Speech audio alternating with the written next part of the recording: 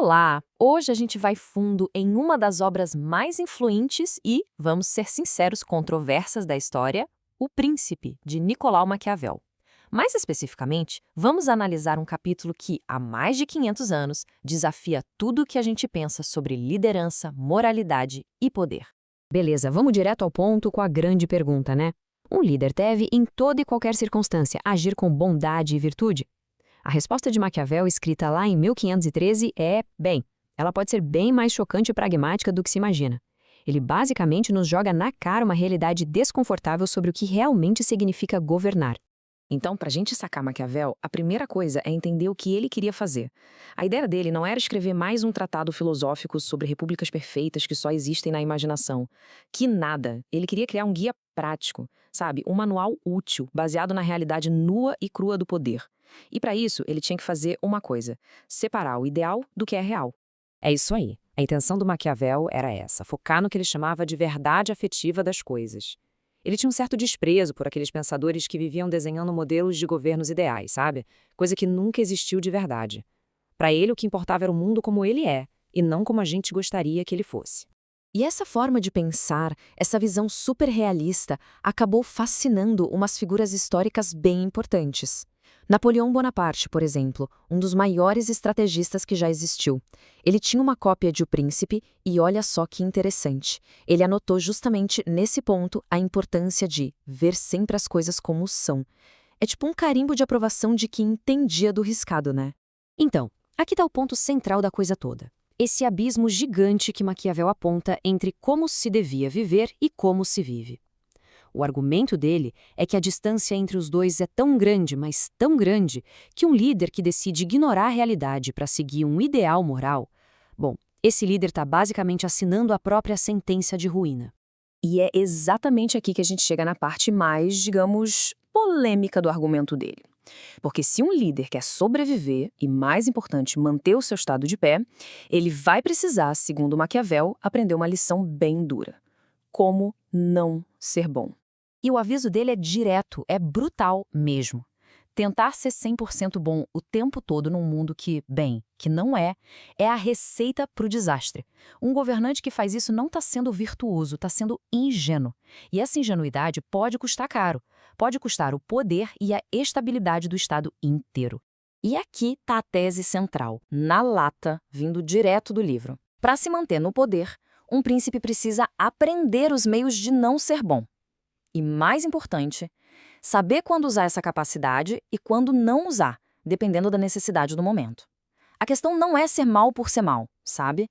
É ter a maldade como se fosse uma ferramenta na caixa, para ser usada estrategicamente. E quem aparece de novo concordando com essa ideia? Ele mesmo, Napoleão. O comentário dele é o auge do pragmatismo. É como se ele dissesse: olha, podem falar o que quiserem. As críticas, nada disso interessa. O que é essencial mesmo é manter a ordem no Estado.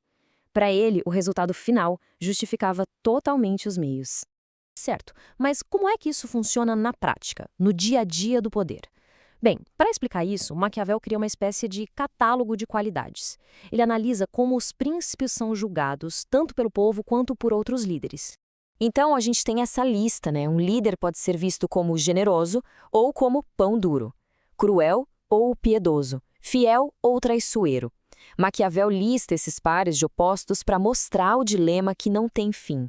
Ser elogiado por uma coisa quase sempre significa ser criticado pela outra. Não tem uma saída fácil, não tem resposta certa. E é por isso que Maquiavel é, antes de mais nada, um realista. Ele até admite, sabe? Diz que seria maravilhoso se um príncipe pudesse ter só as qualidades consideradas boas.